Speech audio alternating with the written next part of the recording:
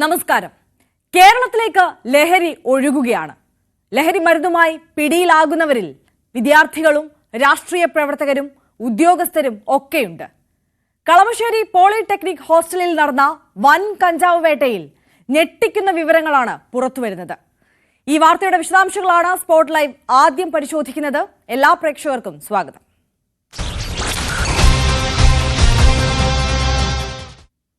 Kalamassery polytechnic college ഹോസ്റ്റലിൽ നിന്ന് കഞ്ചാവ് പിടികൂടിയ കേസിൽ 2 പേർ കൂടി അറസ്റ്റിലായിരിക്കുകയാണ്. പൂർവ്വ വിദ്യാർത്ഥികളായ ആഷിഖ്, ഷാരിഖ് എന്നിവരാണ് അറസ്റ്റിലായത്. കോളേജിൽ ലഹരി എത്തിച്ചത് ഇവരാണെന്ന് പോലീസ് കണ്ടെത്തി. കഞ്ചാവ് വിൽപ്പനയ്ക്ക് ഓഫറും പ്രഖ്യാപിച്ചിരുന്നു. പ്രിൻസിപ്പൽ പോലീസിന് നൽകിയ കത്താണ് കേസിൽ നിർണായകമായത്. ആഷിഖും ഷാരിഖുമാണ് കോളേജിൽ കഞ്ചാവ് എത്തിച്ചതെന്ന് പോലീസ് കണ്ടെത്തിയിരിക്കുകയാണ്. ഇവരുടെ മൊഴികൾ പൂർണ്ണമായി വിശ്വാസത്തിൽ എടുത്തിട്ടില്ലെന്നും കൂടുതൽ ആളുകൾ കേസിൽ ഉൾപ്പെട്ടിട്ടുണ്ടോ എന്ന് അന്വേഷിക്കുന്നതായും തൃക്കാക്കര ACP PV ബേബി പറഞ്ഞു. കുറച്ച് വിവരങ്ങൾ ഞങ്ങൾക്ക് കിട്ടിയിട്ടുണ്ട്. ആ വിവരങ്ങൾ പൂർണ്ണമായിട്ട് ഞങ്ങൾ വിശ്വസിക്കാവുന്നതല്ല.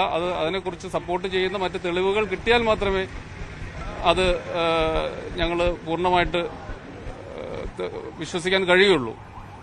ഇപ്പോൾ ഈ കാര്യങ്ങളിൽ കൂടുതൽ കാര്യങ്ങൾ വെളിപ്പെടുത്തുന്നത് ശരിയാണെന്ന് തോന്നുന്നില്ല. കാരണം അത് വിദ്യാർത്ഥികൾ ഉൾപ്പെട്ട ഒരു കേസാണ്. അപ്പോൾ പൂർണ്ണമായും ഇതിൽ ഇൻവോൾവ്ഡ് ആയിട്ടുള്ള ആളുകൾ മാത്രമേ നമ്മൾ ഇതിനകത്തേക്ക് കൊണ്ടുവരുള്ളൂ. തെളിവുകളുടെ അടിസ്ഥാനത്തിൽ കൂടുതൽ വിവരങ്ങളൊന്നും ഇപ്പോൾ വെളിപ്പെടുത്താൻ പാകമല്ല എന്നുള്ള കാര്യം ഒന്നറിയുക. കേസിലെ പ്രധാനി കൊല്ലം സ്വദേശിയായ 3ാം വർഷ വിദ്യാർത്ഥിയാണെന്നാണ് പോലീസിന്റെ കണ്ടെത്തൽ. ഇയാൾ ഇപ്പോൾ ഒളിവിലാണ്. കഞ്ചാവ് എത്തിച്ചത് ഇയാൾക്ക് വേണ്ടി എന്നാണ് ആഷിഖും ഷാരിഖും മൊഴി നൽകിയിട്ടുള്ളത്. നവമി ദിനേശാണ് കൊച്ചിയിൽ നിന്ന് കൂടുതൽ വിവരങ്ങളുമായി നമുക്കൊപ്പം ചേരുന്നത്. നവമി, ഈ ലഹരി വ്യാപനത്തിനെതിരായി ഇടതടവില്ലാതെ പരിശോധന നടക്കുന്നതിനിടയിലാണ് കളമശ്ശേരി പോളിടെക്നിക് കോളേജ് ഹോസ്റ്റലിൽ നിന്ന് 2 കിലോയിലധികം വരുന്ന കഞ്ചാവ് പിടികൂടുന്നത്. പഠിക്കാനെത്തിയ വിദ്യാർത്ഥികൾ ക്യാമ്പസിൽ നടത്തിയത് ലഹരി വിൽപ്പന, അതും പല തരത്തിൽ, പല ഓഫറുകളിൽ. ക്യാമ്പസിനെ ലഹരി കേന്ദ്രമാക്കുന്ന വിദ്യാർത്ഥികളെക്കുറിച്ച് വിവരം നൽകിയത് പ്രിൻസിപ്പൽ തന്നെ എന്ന് രാവിലെ തന്നെ നമ്മൾ പുറത്തുവിട്ട വാർത്തയാണ്, കത്ത് സഹിതം. ഈ പിന്നിൽ SFI ആണോ KSU ആണോ എന്ന് രാഷ്ട്രീയ നേതാക്കന്മാർ തർക്കിക്കുമ്പോൾ ശരിക്കും വിഷയം അതല്ല. ഈ കുട്ടികൾക്ക് ലഹരി എവിടെ നിന്ന് കിട്ടുന്നു, അതാണ് പ്രധാനം, അതാണ് അന്വേഷിക്കേണ്ടത്. ഈ അന്വേഷണം എത്തി നിൽക്കുന്നത് ഇപ്പോൾ പൂർവ്വ വിദ്യാർത്ഥികളിലാണ്. പക്ഷെ അന്വേഷണം ഇവിടെ തീരുന്നതല്ല എന്നതല്ലേ യാഥാർത്ഥ്യം. ഇപ്പോൾ അറസ്റ്റിലായവരിൽ നിന്ന് കിട്ടുന്നത് എത്രത്തോളം നിർണായകമായ വിവരങ്ങളാണ്? അതുമായി ബന്ധപ്പെട്ട് മാധ്യമപ്രവർത്തകരുമായി പോലീസ് എന്തെങ്കിലും പങ്കുവയ്ക്കുന്നുണ്ടോ?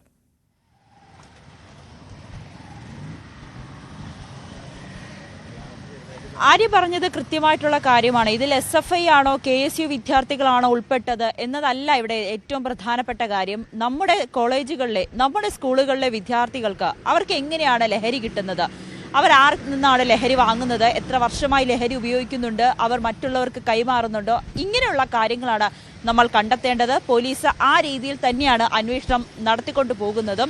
എന്തായാലും ഇതിൻ്റെ ഒരു ഉറവിടം തേടുക എന്നൊരു ലക്ഷ്യമാണ് പോലീസിൻ്റെ മുന്നിലുള്ളത്. ഇപ്പോൾ ഏറ്റവും ഒടുവിലായി വരുന്നത് മറ്റൊരു വിദ്യാർത്ഥി കൂടി ഇതിൽ ഉൾപ്പെട്ടിട്ടുണ്ടെന്നാണ്. അത് കൊല്ലം സ്വദേശിയായിട്ടുള്ള ഈ കോളേജിൽ തന്നെ പഠിക്കുന്ന ഒരു കുട്ടിയാണ്. പക്ഷെ അത് ആരാണെന്ന് പോലീസ് പുറത്തു വിട്ടിട്ടില്ല. ഇയാളെ കണ്ടെത്തേണ്ടതുണ്ട്. ഇയാൾ ഒളിവിലാണ്. ഇയാളെ കണ്ടെത്തി വിശദമായി ചോദ്യം ചെയ്താൽ മാത്രമേ ഇതിൽ ഈ കേസുമായി ബന്ധപ്പെട്ട് ഈ വിദ്യാർത്ഥിക്കുള്ള പങ്ക് എന്താണെന്ന് മനസ്സിലാകാൻ കഴിയുകയുള്ളൂ. ഇപ്പോൾ പിടിയിലായ, രാവിലെ തന്നെ പോലീസ് പിടികൂടിയ പൂർവ്വ വിദ്യാർത്ഥികളായിട്ടുള്ള 2 പേർ, ആഷിഖും ഷാരിഖും, ഇവരിൽ നിന്നും ചോദിച്ചറിഞ്ഞ വിവരങ്ങളുടെ അടിസ്ഥാനത്തിലാണ് ഈ കൊല്ലം സ്വദേശിക്കാണ് ഇവർ ലഹരി നൽകിയതെന്ന് മനസ്സിലാകുകയും ചെയ്തത്. ഇയാൾ പണം നൽകിയിട്ടുണ്ട് എന്നടക്കമുള്ള കാര്യങ്ങൾ പോലീസ് പുറത്തുവിടുന്നുമുണ്ട്. എന്തായാലും പോലീസിന്റെ അന്വേഷണം ശരിയായ രീതിയിൽ തന്നെ മുന്നോട്ട് പോകുന്നുണ്ട്. ഒരു കാര്യം പ്രത്യേകം പോലീസ് പറഞ്ഞിട്ടുണ്ട്. കാരണം ഈ കുട്ടികളാണ്, അവരുടെ ഭാവിയെ കൂടി ബാധിക്കുന്ന കാര്യമാണ്. അവരുടെ പരീക്ഷയൊക്കെ അടുക്കാറായി.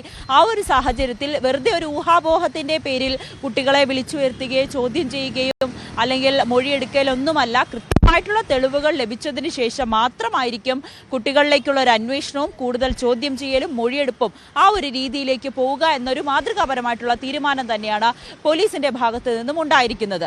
എന്തായാലും പിടിയിലായ 2 പേർ, ഇന്ന് രാവിലെ പിടിയിലായ ആഷിഖും ഷാരിഖും, ഇവരെ 2 പേരെയും വൈദ്യപരിശോധനയ്ക്ക് ശേഷം അല്പസമയത്തിനുള്ളിൽ തന്നെ കോടതിയിൽ ഹാജരാക്കും. ഇവരെ റിമാൻഡിലാകാനാണ് സാധ്യത. അതിനുശേഷം ഇവരെ കസ്റ്റഡിയിൽ ആവശ്യപ്പെടും. വിശദമായി ചോദ്യം ചെയ്യണം. ഇതുവരെ കേസിൽ പിടിയിലായവരുടെ എണ്ണം 3 ആയിട്ടുണ്ട്. അറസ്റ്റിലായവരുടെ എണ്ണം 3 ആയിട്ടുണ്ട്. ഇന്നലെ അറസ്റ്റിലായ ആകാശിനെ കസ്റ്റഡിയിൽ വാങ്ങും. ഒപ്പം തന്നെ ഇന്ന് പിടിയിലായ 2 പേരെയും അവരെയും ഇനി കസ്റ്റഡിയിലേക്ക് വാങ്ങുവാനായിരിക്കും അന്വേഷണ സംഘത്തിന്റെ തീരുമാനം. ഇവരിൽ നിന്നും നിരവധി കാര്യങ്ങൾ ചോദിച്ചറിയേണ്ടതുണ്ട്. വിദ്യാർത്ഥികളുടെ മൊഴിയെടുത്തതിൽ നിന്നുമാണ് ഇവർ ഓഫർ വിലയ്ക്ക് കഞ്ചാവ് വിൽക്കുന്നുണ്ടെന്നൊരു ഞെട്ടിപ്പിക്കുന്ന വിവരം കൂടി പോലീസിന് ലഭിച്ചത്. അതായത് 500 രൂപയുടെ കഞ്ചാവാണെങ്കിൽ നേരത്തെ മുൻകൂട്ടി പണം നൽകിയാൽ അത് 300 രൂപയ്ക്ക് കിട്ടും. അങ്ങനെ ഉള്ളൊരു ഓഫർ കൂടി ഇവർ നൽകുന്നുണ്ട്. ഈ ഓഫറിന്റെ ഒക്കെ അടിസ്ഥാനത്തിലാണ് അതോടൊപ്പം കുട്ടികളുടെ ഡിമാൻഡ് അനുസരിച്ച്, അതായത് കോളേജിൽ എത്ര കുട്ടികൾക്കാണ് ഇത് വേണ്ടതെന്ന് അറിഞ്ഞ് ആ ഡിമാൻഡ് അനുസരിച്ചാണ് കോളേജിലേക്ക് കഞ്ചാവുകൾ എത്തിക്കുക എന്നൊരു വിവരം കൂടിയാണ് പോലീസ് പങ്കുവെക്കുന്നത്. ഇതിൻ്റെയൊക്കെ വിശദമായിട്ടുള്ള വിവരം ലഭിക്കേണ്ടതുണ്ട്. ഒരു അന്യ സംസ്ഥാന തൊഴിലാളിയിൽ നിന്നുമാണ് ഈ കഞ്ചാവ് ഇവർ വാങ്ങുന്നത് എന്നാണ് പോലീസിന് മൊഴി നൽകിയിരിക്കുന്നത്. അതിന്റെ അടിസ്ഥാനത്തിൽ പോലീസിന് ഒരു നമ്പർ ലഭിച്ചിട്ടുണ്ട്. പക്ഷേ ആ നമ്പർ ഇപ്പോൾ സ്വിച്ച് ഓഫ് ചെയ്ത നിലയിലാണ്. അത്തരത്തിലേക്കുള്ള ഒരു അന്വേഷണത്തിലേക്കും പോലീസ് നീങ്ങി തുടങ്ങി. എന്തായാലും ഇത് 1-2 കുട്ടികളിൽ മാത്രം നിൽക്കുന്നതല്ല. ആ കോളേജിലെ ആ ഹോസ്റ്റലിലെ നിരവധി കുട്ടികൾ ഇതിലൊരു ലഹരി ഉപയോഗിച്ചിട്ടുണ്ട്. നമ്മൾ ഇന്ന് പുറത്തു വന്നതിലെ ഏറെ നിർണായകമായ ഒരു കാര്യം, ഈ കോളേജിന്റെ പ്രിൻസിപ്പൽ തന്നെയാണ് പോലീസിന് ഇത്തരത്തിൽ ഒരു കത്ത് നൽകിയിരിക്കുന്നത്. തങ്ങളുടെ കോളേജിൽ ഇത്തരത്തിൽ വലിയ രീതിയിൽ ലഹരി വ്യാപനം നടക്കുന്നു, വിൽപ്പന അടക്കം നടക്കുന്നുണ്ട് എന്നുള്ള നിർണായക വിവരം കൈമാറുന്നത് പ്രിൻസിപ്പൽ തന്നെയാണ്. അവിടെ പരിശോധന വേണമെന്ന് ആവശ്യപ്പെടുന്നതും പ്രിൻസിപ്പൽ തന്നെയാണ്. അതിനർത്ഥം നവമി ഇപ്പോൾ സൂചിപ്പിച്ചതുപോലെ തന്നെ 1, 2, 3, 4 കുട്ടികളെ പണിഷ് ചെയ്തതുകൊണ്ടോ ശിക്ഷിച്ചതുകൊണ്ടോ അവരെ നേരെയാക്കാൻ ശ്രമിച്ചതുകൊണ്ടോ നന്നാവുന്നതല്ല. അതിനും അപ്പുറം കൈവിട്ടു പോയിരിക്കുന്നു ആ കോളേജിലെ സാഹചര്യം എന്നുള്ളത് തന്നെയല്ലേ. കോളേജ് അധികൃതരുടെ കയ്യിൽ നിൽക്കുന്ന വിഷയമല്ല, പോലീസ് തന്നെ ഇടപെടണം എന്ന കോളേജ് പ്രിൻസിപ്പൽ തീരുമാനിച്ചത് അതുകൊണ്ട് തന്നെ ആകില്ലേ?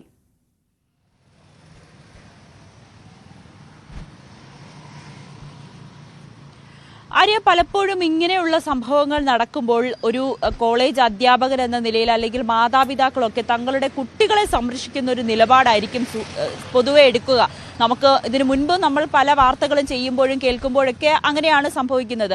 ഇപ്പോൾ കോളേജിന്റെ ഒരു പേരിനെ ബാധിക്കുമെന്ന രീതിയിലൊക്കെ ആ പ്രിൻസിപ്പലിന് വേണമെങ്കിൽ ഇത് പൊതുസമൂഹത്തെ പോലീസിനെ അറിയിക്കാതെ ഇത് മൂടി വെക്കാമായിരുന്നു. പക്ഷേ അദ്ദേഹം ഇവിടെ കാണിച്ച മാതൃകാപരമായിട്ടുള്ള ഒരു നിലപാട് അത് അഭിനന്ദനാർഹം തന്നെയാണ്. കാരണം കുട്ടികൾ ഇതിനുവേണ്ടി പണം പിരിക്കുന്നു എന്ന് പോലും ഈ പ്രിൻസിപ്പൽ അറിഞ്ഞിരുന്നു. അതുകൊണ്ട് തന്നെ ഇത് തങ്ങളുടെ കയ്യിൽ നിൽക്കുന്നതല്ല. അല്ലെങ്കിൽ ഒരു പ്രിൻസിപ്പലോ അധ്യാപകരോ ഇടപെടുമ്പോൾ കുട്ടികൾ ഇതിലെങ്ങനെ ആയിരിക്കും ഇവരെ അതിലെ പ്രതികരിക്കുക എന്നത് ഓർത്തുകൊണ്ട് തന്നെ കൃത്യമായി പോലീസിനെ ഇതിൽ ഉൾപ്പെടുത്തിക്കൊണ്ട് കൃത്യമായിട്ടുള്ള തെളിവുകളുടെ അടിസ്ഥാനത്തിൽ അവരെ അറസ്റ്റ് ചെയ്യുക എന്നൊരു നീക്കത്തിലേക്ക് തന്നെയായിരുന്നു പ്രിൻസിപ്പലും മറ്റ് അധ്യാപകരും ചേർന്നെടുത്ത തീരുമാനം.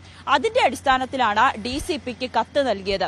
അതായത് ഇന്നലെ 14-ാം തീയതി കോളേജിൽ ഒരു ഹോളി ആഘോഷം നടക്കുന്നുണ്ട്. ആ ആഘോഷത്തിന്റെ ഭാഗമായി കോളേജിലും ഹോസ്റ്റലിലുമൊക്കെ മദ്യവും മയക്കുമരുന്നും മറ്റ് ലഹരി പദാർത്ഥങ്ങളും എത്തുന്നുണ്ട്. ഇതിനുവേണ്ടി ചില പണപ്പിരിവുകൾ നടത്തിയെന്നും ഞങ്ങൾക്ക് ബോധ്യപ്പെട്ടു. അതുകൊണ്ട് ഹോളി ആഘോഷത്തിന് വേണ്ടി കൃത്യമായിട്ട് പോലീസിന്റെ ഒരു സുരക്ഷ, ഒരു നിരീക്ഷണം വേണം എന്ന് പറഞ്ഞുകൊണ്ടുള്ള ഒരു കത്താണ് DCPക്ക് പ്രിൻസിപ്പൽ 12-ാം തീയതി നൽകിയത്. അതായത് ഇന്നലെ ഹോളി ആഘോഷം, അതിന് തൊട്ട് 2 ദിവസം മുൻപ് 12-ാം തീയതി കത്ത് നൽകുന്നു. 12-ാം തീയതി കത്ത് ലഭിച്ച ഉടനെ തന്നെ പോലീസ് ഈ കോളേജ് കേന്ദ്രീകരിച്ച് ഒരു നിരീക്ഷണം ശക്തമാക്കിയിട്ടുണ്ടായിരുന്നു. അതോടൊപ്പം 13-ാം തീയതി വൈകുന്നേരമാണ്, രാത്രിയോടുകൂടിയാണ് ഈ ഹോസ്റ്റലിലെത്തി റെയ്ഡ് നടത്തുകയും അവിടെ നിന്ന് 2 കിലോ അധികം വരുന്ന കഞ്ചാവുകൾ പിടികൂടുകയും ചെയ്തത്. അത് ത്രാസ് അടക്കമുള്ളതുണ്ട്. കഞ്ചാവ് ഉപയോഗിക്കുന്നവർ എന്തൊക്കെ സാധനങ്ങളാണോ വേണ്ടത് അതും ഇത് തൂക്കി വിൽക്കുന്നതിന് വേണ്ടിയിട്ടുള്ള ത്രാസ് അടക്കം കണ്ടെത്തിയിട്ടുണ്ട്. ഇത് എത്ര കുട്ടികൾ ഇതിനെ എങ്ങനെയൊക്കെ നിഷേധിച്ചാലും പോലീസിന്റെ പക്കൽ കൃത്യമായിട്ടുള്ള തെളിവുകളുണ്ട്. അവരിത് ഉപയോഗിക്കുവാനും വിൽക്കുവാനും തന്നെയാണ് അവിടെ കൊണ്ടെത്തിച്ചത് എന്ന് തെളിയിക്കുന്ന ദൃശ്യങ്ങളടക്കമാണ് പോലീസ് പുറത്തു. അതാണ് നവമി, അതായത് ഒരു കൂട്ടം വിദ്യാർത്ഥികൾ ഇത്തരത്തിൽ ലഹരി വാങ്ങി സ്വയം ഉപയോഗിച്ചു, കൂട്ടം ചേർന്ന് ഉപയോഗിച്ചു എന്നതിനപ്പുറം ഈ കേസിന്റെ വ്യാപ്തി വരുന്നത് അവിടെയാണ്. അതായത് ഇവർ മറ്റ് വലിയ സംഘങ്ങളിൽ നിന്ന് കഞ്ചാവ് വാങ്ങുന്നു, അത് ചെറിയ ചെറിയ പാക്കറ്റുകളിലാക്കി ആ കോളേജിലെ എല്ലാ വിദ്യാർത്ഥികളിലേക്കും എത്തുന്ന തരത്തിൽ വിൽപ്പന നടത്താൻ ശ്രമിക്കുന്നു എന്നുള്ളതാണ് ഇവിടെ ഏറെ ഗൗരവതരം. പല ഓഫറുകൾ മുന്നോട്ട് വെക്കുന്നു, പണപ്പിരിവ് നടത്തുന്നു എന്ന് പറയുമ്പോൾ ഈ ലഹരി ഉപയോഗിക്കാൻ എല്ലാ വിദ്യാർത്ഥികളെയും പ്രേരിപ്പിക്കുന്ന തരത്തിൽ അല്ലെങ്കിൽ പ്രോത്സാഹിപ്പിക്കുന്ന തരത്തിലേക്ക് കാര്യങ്ങൾ അവിടെ നീങ്ങിയിരുന്നു. അല്ലെങ്കിൽ എല്ലാ വിദ്യാർത്ഥികൾക്കും അത്രത്തോളം സുലഭമായി വളരെ അനായാസം ലഹരി തങ്ങളുടെ കയ്യിലേക്ക് എത്തിക്കുന്ന തരത്തിലുള്ള പ്രവർത്തനങ്ങളാണ് ഈ വിദ്യാർത്ഥികൾ അവിടെ നടത്തിയിരുന്നത് എന്നതല്ലേ കാര്യം?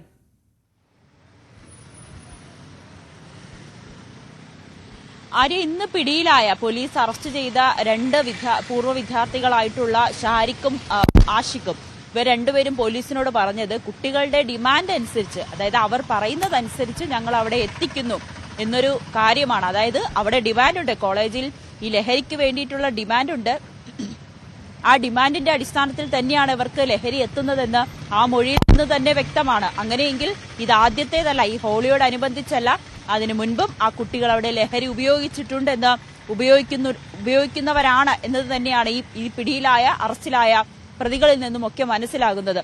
അങ്ങനെയെങ്കിൽ ഈ കുട്ടികൾക്ക് ആ കോളേജിൽ നിന്ന് മാത്രമാണോ ലഹരി ലഭിക്കുന്നത്, അതോ മറ്റ് കോളേജുകളിലൊക്കെ ഇവർ ലഹരി നൽകാറുണ്ടോ എന്നതൊക്കെ ഇനി അറിയേണ്ടിയിരിക്കുന്നു. ഇവരെ പൂർവ്വ വിദ്യാർത്ഥികളാണ്, അവരുടെ അവർക്കൊപ്പമുള്ള അവരുടെ സൗഹൃദ വലയങ്ങളിലൊക്കെ ഈ ലഹരി നൽകുന്നുണ്ടോ, ഇതെല്ലാം കണ്ടെത്തേണ്ടതുണ്ട്. അങ്ങനെ പോലീസിനെ സംബന്ധിച്ച് വലിയൊരു ദൗത്യം കൂടിയാണ് ഈ ലഹരി പിടിയിൽ നിന്ന് നമ്മുടെ കുട്ടികളെ മുക്തരാക്കുക എന്നത്. പോലീസിനെ സംബന്ധിച്ച് അല്ലെങ്കിൽ ഭരണകൂടത്തെ സംബന്ധിച്ച് വലിയൊരു ശ്രമമായി മുന്നിൽ തന്നെ നിൽക്കുന്നുണ്ട്. കാരണം ഇത് ഒന്നോ രണ്ടോ ആളുകളിൽ ഒതുങ്ങുന്നതല്ല. കൂടുതൽ വിദ്യാർത്ഥികൾ തങ്ങളുടെ സഹപാഠികൾക്ക് ഒരു രസത്തിനൊക്കെ ഇത് കൊടുക്കുന്നത് അല്ലെങ്കിൽ ഇതെല്ലാം ഉപയോഗിക്കുന്ന ആളുകളും എണ്ണം കൂടുതലാണ്. ഒപ്പം ഇവർക്ക് എവിടെ നിന്നാണ് ഇത് ലഭിക്കുന്നത് എന്നുള്ളത് ഏറെ പ്രധാനപ്പെട്ട കാര്യമാണ്. ഇവരൊരു ഇടനിലക്കാരായി കാരിയറായി മാത്രം പ്രവർത്തിക്കുന്നവരാണ്. പക്ഷെ ഇവർക്ക് എവിടെ നിന്നാണ് എത്തുന്നത്, കേരളത്തിൽ എവിടെ നിന്നാണ്, ഈ കേരളത്തിലേക്ക് എങ്ങനെയാണ് ലഹരി എത്തുന്നത് എന്നീ കാര്യങ്ങളൊക്കെ ഇനിയും പോലീസിനെ റാക്കറ്റിന്റെ വേരുകൾ തേടി പോകുമ്പോൾ ഇതിപ്പോൾ കളമശ്ശേരി പോളിടെക്നിക് കോളേജിലെ കാര്യം മാത്രമല്ല. ഇത്തരത്തിൽ ഈ റാക്കറ്റുകൾ കേരളത്തിലെ എത്രത്തോളം കോളേജുകളിൽ, വിദ്യാഭ്യാസ സ്ഥാപനങ്ങളിലൊക്കെ കുട്ടികളെ കേന്ദ്രീകരിച്ചുകൊണ്ട് വിൽപ്പന നടത്തുന്നുണ്ടാകും എന്നുള്ള വളരെ സസൂക്ഷ്മമായ നിരീക്ഷണത്തിലേക്കും അന്വേഷണത്തിലേക്കും കാര്യങ്ങൾ എത്തേണ്ടതാണ്. അത്തരത്തിൽ മറ്റ് കോളേജുകൾ കേന്ദ്രീകരിച്ചുള്ള പരിശോധനകളും ഒക്കെ പോലീസിന്റെ ഭാഗത്തു നിന്ന് ഉണ്ടാകാനുള്ള സാധ്യത എത്രത്തോളമാണ്?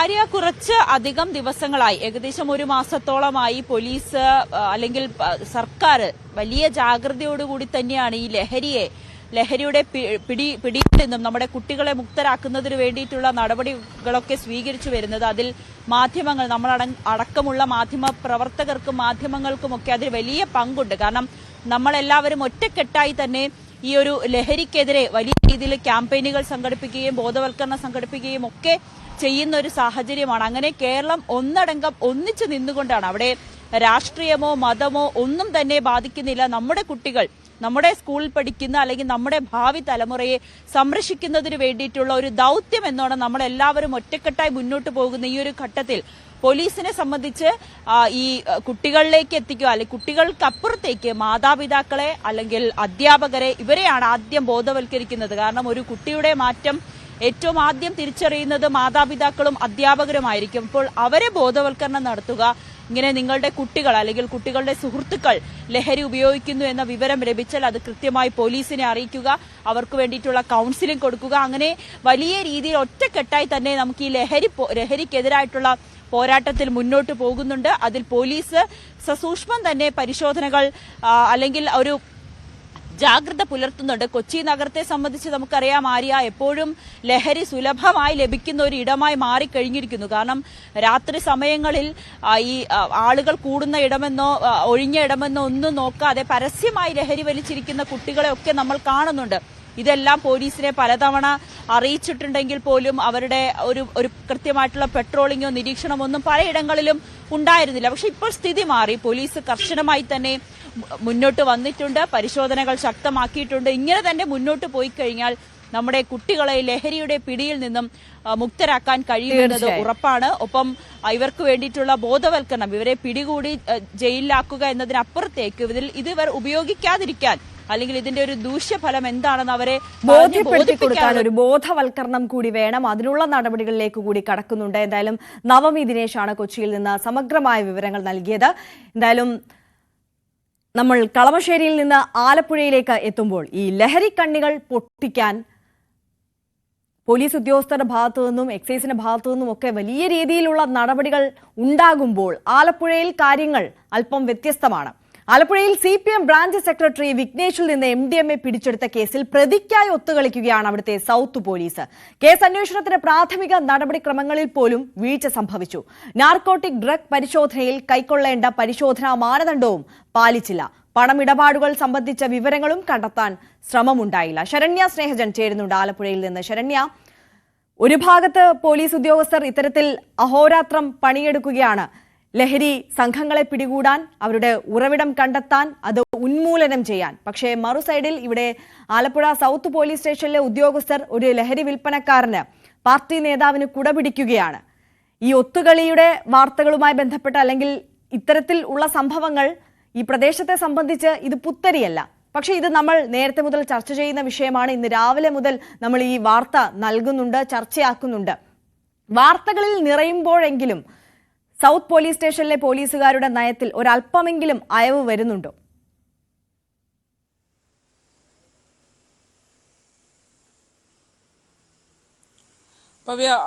കേരളം മുഴുവൻ സർക്കാരും ഒപ്പം തന്നെ പോലീസും ഓപ്പറേഷൻ ഡി ഹണ്ട് എന്ന പേരിൽ ലഹരി മാഫിയക്കെതിരെ വലിയ ക്യാമ്പയിനുകൾ സൃഷ്ടിച്ചുകൊണ്ടിരിക്കുകയാണ്. പോലീസ് പരക്കം പാഞ്ഞ ലഹരിയുടെ കണ്ണികൾ അത് ആഴത്തിൽ ചികഞ്ഞെടുക്കുന്നതിന് വേണ്ടിയുള്ള പരിശ്രമം നടക്കുകയാണ്. അങ്ങനെ ഒരു പരിശ്രമം നടക്കുന്നതിനിടയിൽ തന്നെ സർക്കാരിന്റെ ഭാഗത്തു നിന്നുള്ള ഇടപെടൽ നടക്കുമ്പോൾ അതിൽ പല ആളുകളോടും പല രീതി എന്നുള്ളത് ശരിയായ കാര്യമല്ല. മറിച്ച് എല്ലാ കേസുകളെയും ഒരേ പ്രാധാന്യത്തോടെ കാണുകയും അതിന്റെ പ്രാധാന്യത്തോടു കൂടി അന്വേഷിക്കുകയും വേണം. എന്നാൽ ആലപ്പുഴയിൽ CPM ബ്രാഞ്ച് സെക്രട്ടറിയാണ് കഴിഞ്ഞ 2-ാം തീയതി MDMAയുമായി ആലപ്പുഴ നഗരത്തിനുള്ളിൽ നിന്ന് പിടിക്കപ്പെട്ടത്. അതിൽ ഏറ്റവും പ്രധാനപ്പെട്ട കാര്യമെന്ന് പറയുന്നത്, നേരത്തെ നമുക്കറിയാം കളമശ്ശേരിയിൽ അടക്കമുള്ള വിഷയങ്ങളിൽ പ്രതിസ്ഥാനത്തേക്ക് വന്നിരിക്കുന്നത് SFI പ്രവർത്തകർ അടക്കമുള്ള ആളുകളാണ്. അങ്ങനെ വരുന്ന ഒരു ഘട്ടത്തിൽ ഇപ്പോൾ പിടിക്കപ്പെട്ടിട്ടുള്ള വിഘ്നേഷും അതേ ബാക്ക്ഗ്രൗണ്ടിൽ തന്നെ വന്ന ഒരാളാണ്. SFIയുടെ SD കോളേജിലെ യൂണിവേഴ്സിറ്റി യൂണിയൻ കൗൺസിലറായിരുന്നു. കേരള സർവകലാശാലയിലേക്കുള്ള യൂണിവേഴ്സിറ്റി യൂണിയൻ കൗൺസിലറായിരുന്നു. SFI ഏരിയ സെക്രട്ടറി, ആലപ്പുഴ മുൻ ഏരിയ സെക്രട്ടറിയാണ്. ഒപ്പം DYFIയുടെ യുവജന സംഘടനയിൽ നിന്ന് ഇപ്പോൾ ജസ്റ്റ് പാർട്ടി ബ്രാഞ്ച് തലത്തിലേക്ക്, CPMന്റെ ബ്രാഞ്ച് തലത്തിലേക്ക് വന്ന ഒരാളാണ്. അതുകൊണ്ട് തന്നെ ചെറുപ്പക്കാരുമായി ഒരുപാട് ബന്ധപ്പെട്ട് കിടക്കുന്ന ഒരാൾ എന്നുള്ള ഒരു പ്രാധാന്യം ഈ കേസിന് ഉണ്ട്. കാരണം SD കോളേജുമൊക്കെയായി ബന്ധപ്പെട്ട, അവിടെ പഠിക്കുന്ന വിദ്യാർത്ഥികളുമൊക്കെയായി ബന്ധപ്പെട്ട ഒരുപാട് അടുപ്പം പുലർത്തുന്ന അവിടെയുള്ള സൗഹൃദങ്ങളുള്ള ഒരാളിൽ നിന്നുമാണ് CPMന്റെ തന്നെ നാട്ടിലെ ഒരു പ്രധാനപ്പെട്ട ഒരു പ്രവർത്തകരിൽ നിന്നാണ് ഇത് കണ്ടെടുത്തത് എന്നുള്ളതാണ്. അതുകൊണ്ട് തന്നെ ഈ കേസിന്റെ ഒരു ഗ്രാവിറ്റി സാധാരണ കേസുകൾക്കും അപ്പുറത്താണ് എന്നുള്ളതാണ്. അത് ഈ വിഘ്നേഷ് പിടിക്കപ്പെടുന്ന ഘട്ടത്തിൽ തന്നെ ഇതൊരു റാൻഡം ചെക്കിങ്ങിന്റെ ഭാഗമായി പോലീസിന് കിട്ടിയ ഒരു കേസല്ല, മറിച്ച് വളരെ കൃത്യമായ ഒരു ഇൻഫർമേഷൻ പോലീസിന് ലഭിക്കുന്നു. അതിന്റെ അടിസ്ഥാനത്തിൽ നടത്തിയ തിരച്ചിലിലാണ് വിഘ്നേഷ് പിടിയിലാകുന്നത്. അതിൽ തന്നെ ഏറ്റവും പ്രധാനപ്പെട്ട കാര്യമെന്ന് പറയുന്നത്, ഹരിപ്പാട് നിന്നും MDMAയുമായി ഒരു ചെറുപ്പക്കാരൻ പിടിയിലാകുന്നു. ആ ചെറുപ്പക്കാരൻ പിടിയിലായതിനു ശേഷം അയാൾ നൽകിയ വിവരത്തിന്റെ അടിസ്ഥാനത്തിലാണ് വിഘ്നേഷിലേക്ക് പോലീസ് എത്തുന്നത്. അതായത് കൃത്യമായി ഹരിപ്പാട് പോലീസ് ആലപ്പുഴ സൗത്ത് പോലീസിന് വിവരം കൈമാറുന്നു. ഇന്നയാളുടെ പക്കൽ ഈ സംഭവമുണ്ട്, ഇത് വിൽപ്പന നടത്തുന്നുണ്ട് എന്നത് ഉൾപ്പെടെയുള്ള കാര്യങ്ങൾ കൈമാറി ആ ഒരു പ്ലാനിങ്ങിന്റെ അടിസ്ഥാനത്തിൽ നടത്തിയ സെർച്ചിലാണ് ഇയാളെ കണ്ടെത്തുന്നത്. അങ്ങനെ ഒരു പ്ലാനിങ് തയ്യാറാക്കാനുള്ള ഒരു അവസരം കിട്ടിയിട്ട് പോലും ഈ കേസിനകത്ത് ഏറ്റവും പ്രധാനമായ നർക്കോട്ടിക് ഡ്രഗ്സുകൾ പിടിക്കുമ്പോൾ നടത്തേണ്ട പരിശോധനകൾ അല്ല നടപടിക്രമങ്ങൾ ഈ കേസിനകത്ത് പാലിക്കപ്പെട്ടില്ല എന്നുള്ളതാണ് ഇതിന്റെ ഗുരുതര വീഴ്ച. അതായത് വിഘ്നേഷിനെ പിടിക്കുമ്പോൾ വിഘ്നേഷിന്റെ ദേഹ പരിശോധന നടത്തുമ്പോഴും ഒപ്പം തന്നെ ഈ കയ്യിലുള്ള MDMAയുടെ അല്ലെങ്കിൽ രാസലഹരിയുടെ അളവ് തിട്ടപ്പെടുത്തുന്ന അടക്കമുള്ളത് ഒരു ഗസറ്റഡ് ഓഫീസറുടെ സാന്നിധ്യത്തിൽ വേണം എന്നുള്ളതാണ്. നർക്കോട്ടിക് ഡ്രഗ്സ് പിടിക്കുമ്പോൾ പാലിക്കേണ്ട ഏറ്റവും പ്രധാനപ്പെട്ട മാനദണ്ഡമാണിത്. അങ്ങനെ ഒരു സംഭവം ഈ കേസിനകത്ത് ഉണ്ടായിട്ടേ ഇല്ല എന്നുള്ളതാണ്. അതായത് ഈ ദേഹപരിശോധന നടത്തി ഇത് കണ്ടെത്തുന്ന അടക്കമുള്ള കാര്യങ്ങളിൽ ഇങ്ങനെ ഒരു ബന്ധപ്പെട്ട ഉത്തരവാദിത്തപ്പെട്ട ഉദ്യോഗസ്ഥന്റെ സാന്നിധ്യം ഉണ്ടായിരുന്നില്ല എന്നുള്ളതാണ്. അത് ഈ കേസിൽ പ്രതിക്ക് കോടതിയിലേക്ക് പോകുന്ന ഘട്ടത്തിൽ ഗുണം ചെയ്യും എന്നുള്ളതാണ്. നമുക്കറിയാം പ്രതിഭയുടെ മകനുമായി ബന്ധപ്പെട്ട കേസുകൾ, ആ കേസിൽ ഇപ്പോൾ പിടിച്ച എക്സൈസ് ഉദ്യോഗസ്ഥനാണ് പ്രതിസ്ഥാനത്തേക്ക് എത്തിയിരിക്കുന്നത്. അതായത് ലഹരി വസ്തു ഉപയോഗിച്ചു എന്ന് പറഞ്ഞ ഒരാളെ പിടിക്കുന്നു, FIR ഇടുന്നു. FIR ഇട്ടിട്ട് പോലും ആ കേസിൽ പിന്നീട് മെഡിക്കൽ പരിശോധന ഉണ്ടായില്ല എന്നുള്ളത് നമുക്ക് എല്ലാവർക്കും അത്ഭുതം തോന്നുന്ന ഒരു കാര്യമായിരുന്നു. കാരണം ലഹരി ഉപയോഗത്തിന് പിടിച്ച ഒരാളെ എന്തുകൊണ്ട് എക്സൈസ് ഉദ്യോഗസ്ഥർ മെഡിക്കൽ പരിശോധനയ്ക്ക് വിധേയമാക്കിയില്ല എന്ന്, അതിന് പിന്നിലും പൊളിറ്റിക്കൽ സമ്മർദ്ദം ഉണ്ടായിരുന്നു എന്നുള്ള വിവരങ്ങൾ പുറത്തു വരുമ്പോഴാണ് അതിന് സമാനമായ രീതിയിൽ ഈ ബ്രാഞ്ച് സെക്രട്ടറിയുടെ കേസും വരുന്നത് എന്നുള്ളതാണ്. മറ്റൊന്ന്, ഇയാളുടെ കയ്യിൽ നിന്നും ലഹരി വസ്തുക്കൾ പിടിക്കുമ്പോൾ ഇയാളുടെ കൈവശം ഈ ലഹരി ഉപയോഗിച്ച് വിറ്റതിന്റെ പണം ഇയാളുടെ കൈവശമുണ്ടായിരുന്നു. അത് എഫ്ഐആറിൽ പോലീസ് വളരെ കൃത്യമായി രേഖപ്പെടുത്തിയിട്ടുണ്ട്. 500 രൂപ നോട്ടുകൾ ടിയാന്റെ ഭാഗത്ത് ലഹരി വിൽപ്പന നടത്തിയതിന്റെ ഭാഗമായി സമ്പാദിച്ച പണം ഉണ്ടായിരുന്നു എന്നുള്ള കാര്യം വ്യക്തമാക്കുമ്പോൾ തീർച്ചയായും ഇയാളുടെ കയ്യിൽ ആ ലഹരിയുടെ സ്റ്റോക്ക് ഉണ്ടാവാനുള്ള സാധ്യത വളരെ കൂടുതലാണ് എന്നുള്ളതാണ്. പക്ഷേ ഈ ഒരു ലഹരിയുടെ ഉറവിടം കണ്ടെത്തുന്നതിന് വേണ്ടിയുള്ള യാതൊരു പരിശോധനയും പോലീസിന്റെ ഭാഗത്തു നിന്ന് ഉണ്ടായിട്ടില്ല. എഫ്ഐആർ പ്രകാരം പ്രതി അറസ്റ്റിലാകുന്നത് EMS സ്റ്റേഡിയത്തിന് മുന്നിൽ നിന്നാണെന്നാണ് പോലീസ് പറയുന്നത്. ഇയാളുടെ വീട്ടിൽ പരിശോധന നടത്തിയിരുന്നോ? വീട്ടിൽ പരിശോധന നടത്തിയിട്ടുണ്ടെങ്കിൽ എന്തൊക്കെ കണ്ടെത്തലുകൾ ഉണ്ടായി? അത്തരം കാര്യങ്ങളൊന്നും തന്നെ എഫ്ഐആറിലുമില്ല. അത്തരം ഒരു ഗൗരവകരമായ പരിശോധനയിലേക്ക് ഈ കേസ് പോയിട്ടുമില്ല എന്നുള്ളതാണ്. 2, ഇയാൾ നഗരത്തിൽ ഉൾപ്പെടെ വാഹനം, ഓട്ടോറിക്ഷ ഒക്കെ ഓടിക്കുന്ന ആളാണ്. വാഹനത്തിൽ ഈ ചെക്കിംഗ് ഉണ്ടായിട്ടില്ല. ഏറ്റവും പ്രധാനപ്പെട്ടത്, ഇത് കച്ചവടം നടത്തുന്നു എന്ന് കൃത്യമായ ബോധ്യം പോലീസിന് ഉള്ള ഒരു കേസിൽ ഇയാളുടെ ബാങ്ക് ഡീറ്റെയിൽസോ അല്ലെങ്കിൽ ഏറ്റവും പ്രാഥമികമായി ചെയ്യേണ്ട ഫോൺ സീസ് ചെയ്ത് അതിന്റെ CDR രേഖകൾ, അതായത് എവിടെ നിന്ന് ഇയാൾക്ക് ഇത് ലഭിക്കുന്നു, എവിടെയൊക്കെ വിൽപ്പന നടത്തുന്നു എന്ന് കണ്ടെത്താൻ ഉള്ളൊരു ശ്രമം ബോധപൂർവമായി പോലീസിന്റെ ഭാഗത്ത് നിന്ന് ഉണ്ടായില്ല. ആ ഫോൺ രേഖകൾ പരിശോധിക്കുകയോ പണമിടപാടുകളെ സംബന്ധിച്ച് ബാങ്ക് രേഖകൾ പരിശോധിക്കുകയോ അല്ലെങ്കിൽ ഗൂഗിൾ പേയോ ഫോൺ പേയോ അടക്കമുള്ള ഫോൺ ട്രാൻസാക്ഷൻസ് ഇവർ ചെക്ക് ചെയ്യുകയോ ചെയ്തിട്ടില്ല എന്നുള്ളതാണ്. അതായത് വിഘ്നേഷിനെ പിടിച്ച് ആ രാത്രി തന്നെ സ്റ്റേഷൻ ജാമ്യം നൽകി അവർ പറഞ്ഞയച്ചു. ഇതിന്റെ ക്വാണ്ടിറ്റി ആ ഉദ്യോഗസ്ഥർക്ക് വിഘ്നേഷിനും മാത്രമാണ് അറിയാവുന്നത്. ഒരുപക്ഷെ ഈ കേസിനകത്ത് കൂടുതൽ ഫോൺ അന്വേഷണങ്ങളിലേക്കും മറ്റും കാര്യങ്ങളിലേക്ക് പോവുകയാണെങ്കിൽ നമുക്കറിയാം, ആലപ്പുഴയാണ്. ലഹരിയുമായി ബന്ധപ്പെട്ട നിരവധി കേസുകൾ CPM-നുമായി ബന്ധപ്പെട്ട ആളുകൾ പ്രതിസ്ഥാനത്തേക്ക് വരികയും ചെയ്തിട്ടുണ്ട്. അത്തരത്തിൽ എന്തെങ്കിലും ഒരു കോണ്ടാക്ട്സിലേക്ക് ഇത് പോകാൻ സാധ്യതയുണ്ടോ എന്നതടക്കമുള്ള കാര്യങ്ങളിലേക്ക് പോലീസ് ഭയക്കുന്നു എന്നുള്ളതാണ്. രാഷ്ട്രീയമായ സമ്മർദ്ദം ഉണ്ടായിട്ടുണ്ട്. മുനിസിപ്പൽ സ്റ്റേഡിയം കേന്ദ്രീകരിച്ചുള്ള ഒരു ഏരിയ കമ്മിറ്റി അംഗം ഈ വിഘ്നേഷിന് വേണ്ടി ഇടപെട്ടു എന്നതടക്കമുള്ള ആരോപണങ്ങൾ നിലനിൽക്കുന്നു. അതിനിടയിലാണ് ഈ കേസ് ഫ്രെയിം ചെയ്യുമ്പോൾ ബേസിക്കായി വേണ്ട ഒരു തെളിവ് ശേഖരണം പോലും ഈ കേസിൽ അവർ എടുത്തില്ല എന്നുള്ളതാണ്. 0.024 എന്ന ഒരളവ് കാണിച്ചുകൊണ്ട് അത് ബന്ധപ്പെട്ട ഉദ്യോഗസ്ഥർ ആരുടെയും സാന്നിധ്യമില്ലാതെ തന്നെ അവിടുത്തെ സൗത്ത് പോലീസ് സ്റ്റേഷനിൽ SI അടക്കമുള്ള ഉദ്യോഗസ്ഥർ ചേർന്നുകൊണ്ട് ഈ ക്വാണ്ടിറ്റി കാണിച്ച് അന്ന് രാത്രി തന്നെ വിഘ്നേഷിനെ ഇവർ വിടുകയായിരുന്നു.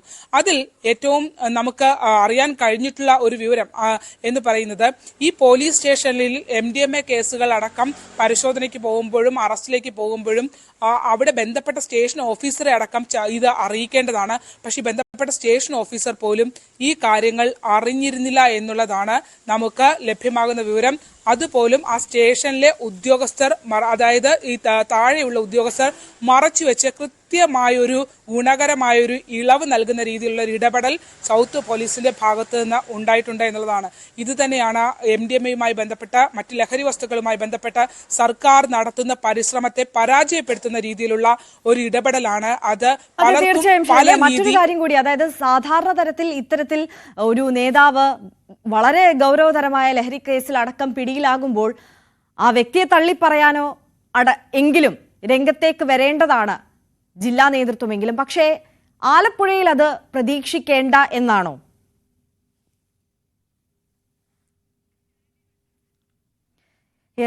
ശരണ്യ സ്നേഹജന്റെ ടെലിഫോൺ ലൈൻ കട്ടായിരിക്കുകയാണ്. എന്തായാലും ആലപ്പുഴയിൽ സൗത്ത് പോലീസ് ഇത്തരത്തിൽ MDMA-യുമായി പിടിയിലായ CPM ബ്രാഞ്ച് സെക്രട്ടറിക്ക് സംരക്ഷണം ഒരുക്കുന്നു എന്നുള്ളതാണ് ഏറ്റവും പ്രധാനപ്പെട്ട വാർത്ത. മറ്റൊരു വാർത്തയിലേക്ക് പോയാൽ, ലവ് ജിഹാദ് പരാമർശത്തിൽ PC ജോർജിനെതിരെ കേസെടുക്കില്ല. ജോർജിന്റെ പ്രസംഗത്തിൽ കേസെടുക്കേണ്ടതായി ഒന്നുമില്ലെന്ന് നിയമോപദേശം ലഭിച്ചതോടെയാണ് പോലീസ് തീരുമാനമെടുത്തത്. ജോർജിനെതിരെ ഹൈക്കോടതിയെ സമീപിക്കുന്ന കാര്യത്തിൽ മുസ്ലിം ലീഗും തീരുമാനമെടുത്തിട്ടില്ല.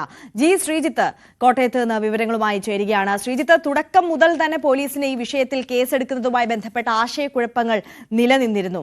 കാരണം ഒരു പ്രത്യേകമായ മതത്തിന്റെ പേരെടുത്തു പറയാത്ത സാഹചര്യത്തിൽ ഇത് കേസുമായി ഹൈക്കോടതിയിലേക്കോ അല്ലെങ്കിൽ കോടതിയിലേക്ക് എത്തുമ്പോൾ അവിടെ നിന്ന് തള്ളിപ്പോകാനുള്ള സാഹചര്യം കണക്കിലെടുത്ത് തന്നെയല്ലേ പോലീസിന് ഇപ്പോൾ കേസെടുക്കണ്ട എന്നുള്ളൊരു തീരുമാനത്തിലേക്ക് എത്തിയിരിക്കുന്നത്?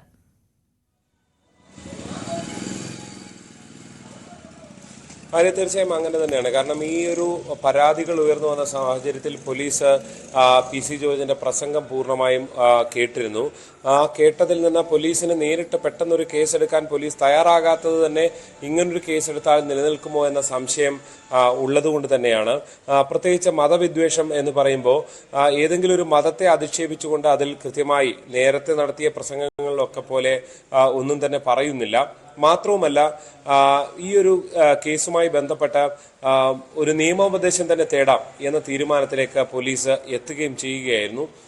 ഇപ്പോൾ ലഭിച്ച നിയമോപദേശം അനുസരിച്ച് ഇതിൽ കേസെടുക്കാനൊന്നുമില്ല എന്ന വിവരം തന്നെയാണ് പോലീസിനെ സംബന്ധിച്ചുള്ളത്.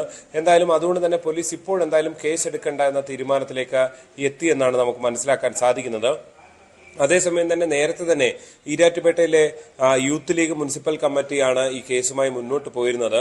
അതുകൊണ്ട് തന്നെ അവർ ഹൈക്കോടതിയെ സമീപിക്കുമെന്ന് പ്രഖ്യാപിച്ചിരുന്നു. പക്ഷേ ഇതുവരെ ഹൈക്കോടതിയെ സമീപിച്ചിട്ടുമില്ല. അവരുടെ നിലപാട് അന്തിമമായി എന്തെന്ന് വ്യക്തവുമല്ല. ആര്യ, ശ്രീജിത്ത്, അതിനിടയിൽ തന്നെ ഇത്തരത്തിൽ KCBCയുടെ അടക്കം പരസ്യ പിന്തുണ കൂടി PC ജോർജിന് ലഭിക്കുന്നുണ്ട്, പിന്തുണ ഏറുന്നുണ്ട് എന്നുള്ളൊരു സാഹചര്യം കൂടി ഇല്ലേ?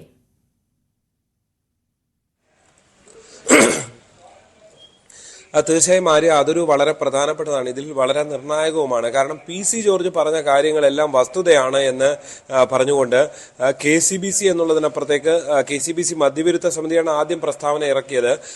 രണ്ടാമത് KCBC സീറോ മലബാർ സഭ തന്നെ ഔദ്യോഗികമായി വാർത്താക്കുറിപ്പ് ഇറക്കി എന്നുള്ളത് ഇതിൽ വളരെ പ്രധാനപ്പെട്ടതാണ്. കാരണം PC ജോർജ് പറഞ്ഞതെല്ലാം ശരിയാണ് എന്ന് പറയുമ്പോൾ PC ജോർജിന്റെ അതേ പ്രസ്താവനകളെ ന്യായീകരിക്കുന്ന KCBCക്കെതിരെയും സ്വാഭാവികമായും നടപടികൾ എടുക്കേണ്ടി വരും.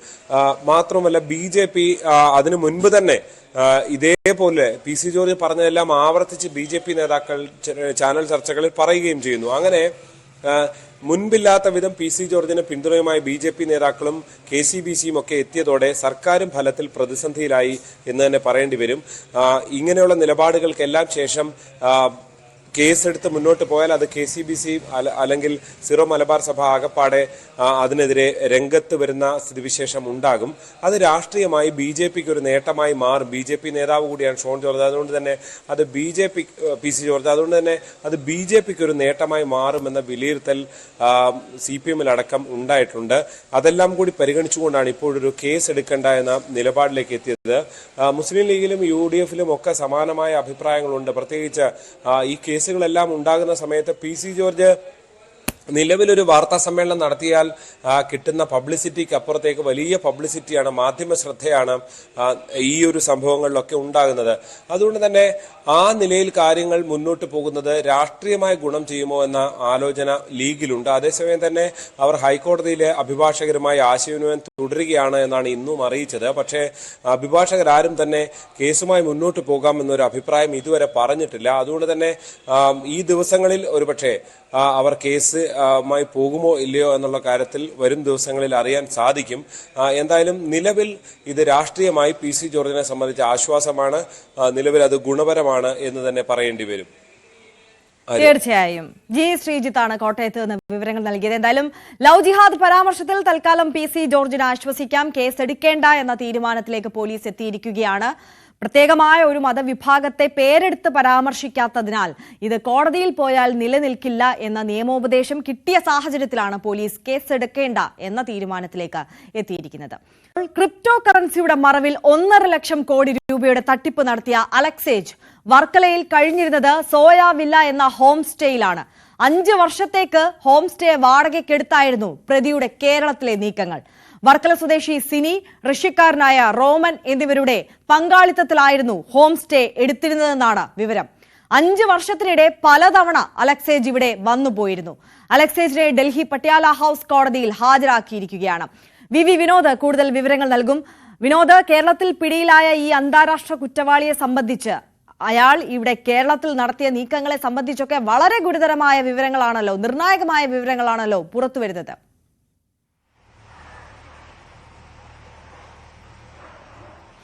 അറിയാം, നമ്മളിപ്പോൾ ഉള്ളത് ഈ അലക്സേജ് താമസിച്ചിരുന്ന ഈ വീടിന് മുമ്പിലാണ്. ഇവിടെ ഹോം സ്റ്റേ എന്ന നിലയ്ക്കാണ് ഈ വീട് വാടകയ്ക്ക് നൽകിയിരുന്നത്.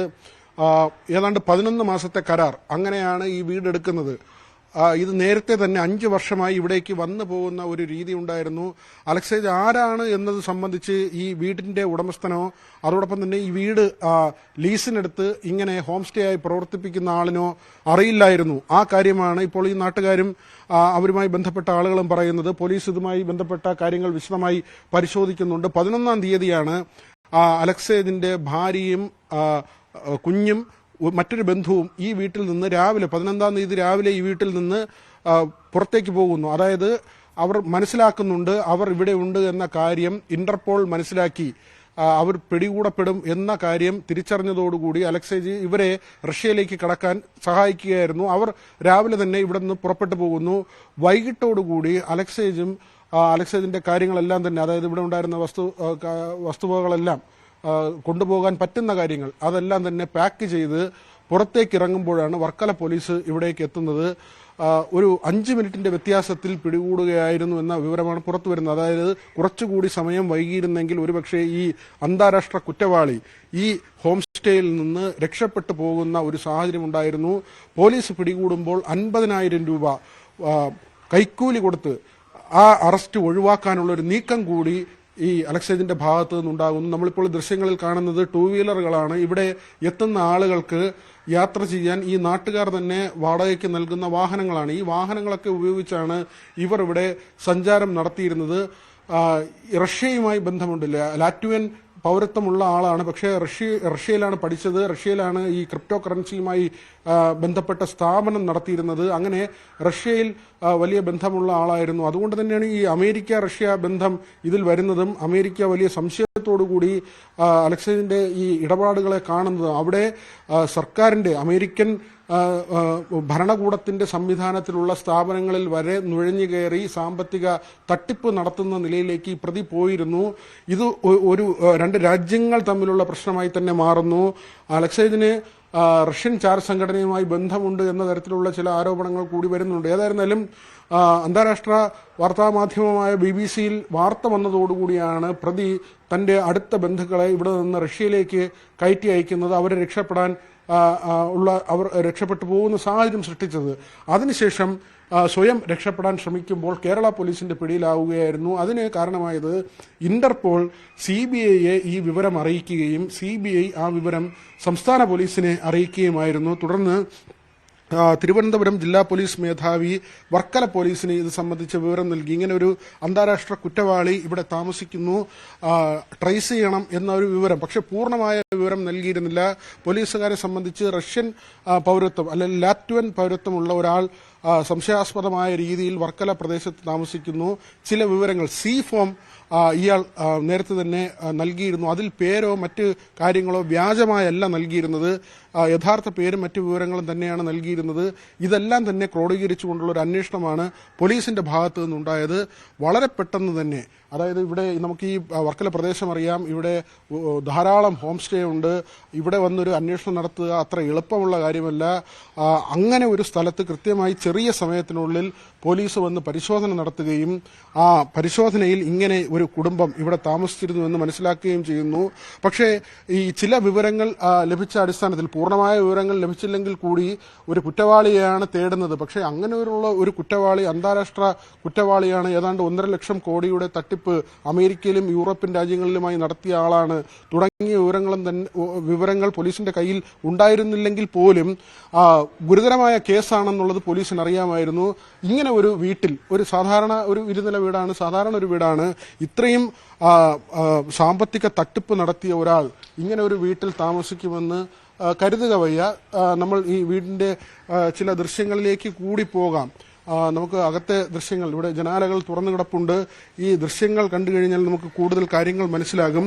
അങ്ങനെ വലിയ ഒരു ആഡംബര ഗൃഹം എന്ന നിലയിൽ നമുക്ക് പറയാൻ കഴിയുന്ന ഒരു സ്ഥലമല്ല, സാധാരണ ഒരു വീടാണ്. അവിടെയാണ് ഇങ്ങനെ ഒരു ഇന്റർനാഷണൽ കുറ്റവാളി, അല്ലെങ്കിൽ നമുക്ക് ചിന്തിക്കാവുന്നതിൽ അപ്പുറം USA-യിലും മറ്റ് യൂറോപ്യൻ രാജ്യങ്ങളിലും ഏതാണ്ട് 60 കമ്പനികളിലായി തട്ടിപ്പ് നടത്തിയ ഒരു കുറ്റവാളി താമസിച്ചിരുന്ന ഒരു വീട്, വർക്കലയിലെ ഒരു സാധാരണ വീട്ടിലാണ് ഇവിടെ താമസിച്ചിരുന്നത്.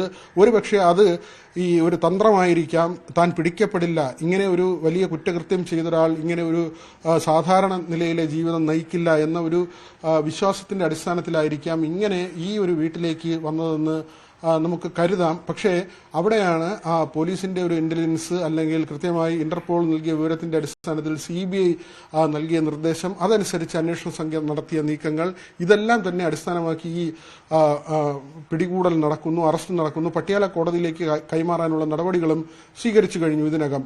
ഈ കേസുമായി ബന്ധപ്പെട്ട് നമ്മൾ പറയുകയാണെങ്കിൽ ക്രിപ്റ്റോ കറൻസിയുടെ ഇടപെടലാണ്. തീവ്രവാദ സംഘടനകൾക്ക് കള്ളപ്പണം വെളുപ്പിച്ചു നൽകുക, ലഹരിമരുന്ന് സംഘങ്ങളുമായി ബന്ധപ്പെട്ടുള്ള ഇടപാടുകൾ, അമേരിക്കയിലെ സർക്കാർ സംവിധാനങ്ങളുടെ രേഖകൾ ചോർത്തുക, അതുവഴി സാമ്പത്തിക നഷ്ടം അവർക്കുണ്ടാക്കുക, അവിടുത്തെ ജലവിതരണവുമായി വൈദ്യുതി വിതരണവുമായി ബന്ധപ്പെട്ട കാര്യങ്ങളെല്ലാം തന്നെ താറുമാറാക്കി അവരുടെ പണം തട്ടുക തുടങ്ങി നിരവധിയായ കാര്യങ്ങൾ. ക്രിപ്റ്റോ കറൻസിയുമായി ബന്ധപ്പെട്ട് നമുക്ക് അറിയാവുന്ന കാര്യമാണ്. ഇന്ത്യയിൽ ലീഗലൈസ് ചെയ്ത ഒരു കാര്യമല്ല, അത് നിയതമായ രൂപമുള്ള ഒരു പണമല്ല. അതുകൊണ്ട് തന്നെ ആ നിലയ്ക്ക് നോക്കുമ്പോൾ വാലറ്റിലൂടെയൊക്കെയും അതിന്റെ മൂല്യം കണക്കാക്കുകയും ആ തരത്തിൽ ഇടപാട് നടക്കുകയും ചെയ്യുന്ന പൂർണ്ണമായും ഡിജിറ്റലായി നടക്കുന്ന ഒരു സംവിധാനമാണ്. അവിടെയാണ് ഈ ഡാർക്ക് നെറ്റിന്റെ സാഹചര്യങ്ങൾ അല്ലെങ്കിൽ രീതികളൊക്കെ പറയുന്നത്. നമുക്ക് ഈ വീടിന്റെ വശത്തേക്ക് പോകാം. ഇവിടെ വന്നാൽ ഈ ജനാലകളും അതൊക്കെ തന്നെ തുറന്നിട്ടിരിക്കുന്ന നിലയിലാണ്. ഒരു സാധാരണ വീടാണ്. ഏതെങ്കിലും തരത്തിൽ ഒരു ആഡംബര ഗൃഹമല്ല. പങ്കാളിയുമായി ചേർന്ന് ബിസിനസ് നടത്തുന്ന ഒരാളായിരുന്നു. ആ നിലയ്ക്ക് നോക്കുമ്പോൾ 1.5 ലക്ഷം കോടിയുടെ തട്ടിപ്പ് നടത്തിയ ഒരാൾ ജീവിക്കുന്നൊരു വീടാണോ എന്ന് സംശയം തോന്നുന്ന തരത്തിലുള്ള ഒരു സംവിധാനം ഇവിടെ നോക്കുമ്പോൾ നമുക്ക് കാണാൻ കഴിയുന്നത് സാധാരണ ഒരു വീട്ടിലെ കാഴ്ചകൾ മാത്രമാണ്. ഒരു അന്താരാഷ്ട്ര കുറ്റവാളി ഒളിവിൽ താമസിക്കുന്ന ഒരു സംവിധാനം, അത് ഒരുപക്ഷെ തന്ത്രത്തിന്റെ ഭാഗമായിരിക്കാം. ഈ പിടികൂടുന്നത് തന്നെ നമുക്ക് മനസ്സിലാക്കാൻ കഴിയുന്നത്, പോലീസിൽ നിന്നൊക്കെ മനസ്സിലാക്കാൻ കഴിയുന്നത്, അമേരിക്കയിൽ ഡൊണാൾഡ് ട്രംപിന്റെ സർക്കാർ അധികാരത്തിൽ വരുന്നു. അവിടെ ഈ പ്രതിയുടെ ഭാര്യയുടെ സഞ്ചാരം അത് കൂടുതൽ നിരീക്ഷിക്കുന്നു. ഏത് ഭാഗത്തേക്കാണ് അവർ സഞ്ചരിക്കുന്നതെന്ന കാര്യം കൂടുതൽ പരിശോധിക്കുന്നു. അങ്ങനെ നോക്കുമ്പോൾ ഇന്ത്യയിലേക്ക് ആണ് അവർ സഞ്ചരിച്ചതെന്ന കാര്യം മനസ്സിലാക്കുന്നു. അങ്ങനെയാണ് ഇന്റർപോൾ ഇത് ട്രേസ് ചെയ്യുന്നത് എന്ന വിവരമാണ് നമുക്ക് ലഭിക്കുന്നത്, പോലീസിൽ നിന്നൊക്കെ ലഭിക്കുന്നത് ആ നിലയ്ക്കാണ്. ആ ഒരു പരിശോധനയുടെ ഭാഗമായി ഇവിടേക്ക് അന്വേഷണ സംഘം ഏറ്റവും ഒടുവിലെത്തുന്നു. അതിൽ ഇന്റർപോളിന്റെ ഇടപെടൽ, അതോടൊപ്പം തന്നെ CBIയുടെ ഇടപെടൽ, കേരള പോലീസിന്റെ സമയോചിതമായ ഇടപെടൽ, ഇതെല്ലാം തന്നെയാണ് പ്രതിയെ കൊടുക്കുന്നതിന് ഇടയാക്കിയത്. അതെ, വിനോദ് സൂചിപ്പിച്ചതുപോലെ തന്നെ ഇത്രത്തോളം വലിയ ഗുരുതരമായ കുറ്റകൃത്യം നടത്തിയ ഒരു പ്രതി, 1.5 ലക്ഷം കോടി രൂപയുടെ തട്ടിപ്പ് നടത്തിയ ഒരു അന്താരാഷ്ട്ര ഏജൻസികൾ തേടുന്ന ക്രിമിനൽ നമ്മുടെ കേരളത്തിൽ വർക്കലയിൽ വന്ന് ഇത്രത്തോളം സാധാരണമായി ജീവിക്കുമോ എന്നുള്ളത് തന്നെയാണ് നമ്മളെ അതിശയിപ്പിച്ചത്. ഒരുപക്ഷെ ഇത്രയും കാലം ഈ പ്രതിയെ പിടികൂടാൻ കഴിയാതിരുന്നതും ഒരുപക്ഷെ ഇത്തരത്തിൽ തന്ത്രപരമായി ഈ പ്രതിയും കൂട്ടാളിയും നീങ്ങിയതുകൊണ്ട് തന്നെയാകാം. വിനോദ, ഒരു കാര്യം, അതായത് ഇപ്പോൾ എന്തായാലും ഇന്റർപോൾ അന്വേഷിക്കുന്ന വിഷയമാണിത്, അന്താരാഷ്ട്ര കേസാണ്. ഇപ്പോൾ നിലവിൽ കസ്റ്റഡിയിലുള്ളത് ദേശീയ ഏജൻസിയുടെ കയ്യിലാണ്. പക്ഷെ കേരള പോലീസിന്റെ അന്വേഷണ പരിധി ഏത് തരത്തിലാണ് ഈ വിഷയത്തിൽ ഉണ്ടാകുന്നത്? കേരളത്തിൽ അലക്സേജിന്റെ ബന്ധങ്ങൾ ഏത് തരത്തിലായിരുന്നു? എത്ര ആളുകളെ തട്ടിപ്പിന് ഇരയാക്കിയിട്ടുണ്ട്? ഈ വിഷയങ്ങളിലൊക്കെ കേരള പോലീസിന്റെ ഒരു അന്വേഷണം ഉണ്ടാകുമോ? അതെ, കേരളത്തിൽ അങ്ങനെ തട്ടിപ്പുമായി ബന്ധപ്പെട്ട ഏതെങ്കിലും കാര്യങ്ങൾ റിപ്പോർട്ട് ചെയ്തിട്ടില്ല, അല്ലെങ്കിൽ കേരള പോലീസിന്റെ പരിഗണനയിലില്ല. പക്ഷേ അലക്സേജ് 5 വർഷം മുൻപ് തന്നെ ഇവിടെ വന്നിരുന്നു എന്ന കാര്യമാണ്. ഇവിടെ ഈ താമസിക്കാൻ ഈ പ്രദേശത്ത് വന്നിരുന്നു, ഇവിടെ ഉണ്ടായിരുന്നു, കോവിഡ് സമയത്ത് ഇവിടെ താമസിച്ചിരുന്നു എന്നതാണ്. അതായത് നേരത്തെയും 2001 മുതൽ 2004 വരെയാണ് ഈ തട്ടിപ്പ്, 2021 മുതൽ 2024 വരെയാണ് ഈ തട്ടിപ്പ് നടക്കുന്നത്. ആ സമയത്തൊക്കെ ഇവിടെ വന്നു പോയിരുന്നു എന്നതാണ്. പ്രാദേശികമായി ഇവിടെ നിന്ന് സഹായം ലഭിച്ചോ എന്ന കാര്യമാണ് പ്രധാനമായും പരിശോധിക്കുന്നത്. നാട്ടുകാർ പറയുന്നത് ഇവിടേക്ക് ആളുകൾ വന്നു പോകുമായിരുന്നു, അത് റഷ്യൻ വംശജർ എന്ന കാര്യമാണ് അവർ ഒരു സംശയമായി പറയുന്നത്. പ്രാദേശികമായി ചില ആളുകൾ ഇവിടെ വന്നു പോയിരുന്നു എന്ന കാര്യം പറയുന്നു. ഒരുപക്ഷെ അത് ഇവരെ സഹായിക്കാൻ വേണ്ടി നാട്ടുകാർ എന്ന നിലയിൽ അവർക്ക് എന്തെങ്കിലും ഒരു സേവനം ചെയ്യുകയും അതിന്റെ പ്രതിഫലം കിട്ടുകയും ചെയ്യുന്ന തലത്തിൽ നാട്ടുകാർ വന്നു പോയതായിരിക്കാം. പക്ഷേ ഈ വീട്ടിലേക്ക് ഇടയ്ക്കും മുറയ്ക്കും റഷ്യൻ വംശജർ വന്നു പോയിരുന്നു എന്നൊരു സംശയം നാട്ടുകാർ പ്രകടിപ്പിക്കുന്നുണ്ട്. ആ നിലയ്ക്ക് തന്നെയാണ് നമ്മൾ കാര്യങ്ങൾ പരിശോധിക്കുമ്പോൾ മനസ്സിലാക്കുന്നതും. ഇവിടെ ഈ ഭാര്യയും ഭർത്താവും കുഞ്ഞും ഒരു ബന്ധുവും താമസിച്ചു എന്നതിനപ്പുറം മറ്റ് ചില ആളുകൾ വന്നു പോയിരുന്നു. അത് എന്തിനു വേണ്ടി എന്ന ഒരു സംശയം ബലമായി അവശേഷിക്കുന്നുണ്ട്. നമ്മൾ ഈ വീടിന്റെ ഒരു പൂർണ്ണമായും നമ്മൾ ഈ വീടിനെ ചുറ്റി വന്നിട്ടുണ്ട്. വളരെ സാധാരണമായ ഒരു വീടാണ്. വലിയ വലിപ്പമുള്ള വീടോ അല്ലെങ്കിൽ കൂടുതൽ സൗകര്യങ്ങളുള്ള വീടോ ഒന്നുമല്ല. സാധാരണ ഒരു വീടാണ്. 4 ഇരുചക്ര വാഹനങ്ങളാണ് ഇവിടെ ഉള്ളത്. ഈ വീടിനുള്ളിലുള്ളത് 2 ഹെൽമറ്റുകളാണ്. അതായത് ഇരുചക്ര വാഹനത്തിലായിരുന്നു ഇവരുടെ യാത്രകൾ. അമേരിക്കയെ പോലും കബളിപ്പിച്ച, അമേരിക്കയിൽ പോലും വലിയ സാമ്പത്തിക തട്ടിപ്പ് നടത്തിയ, നമ്മൾ അങ്ങനെ വേണം ഈ കേസിനെ കാണാൻ. അതീവ ഗൗരവമുള്ള കേസാണ്.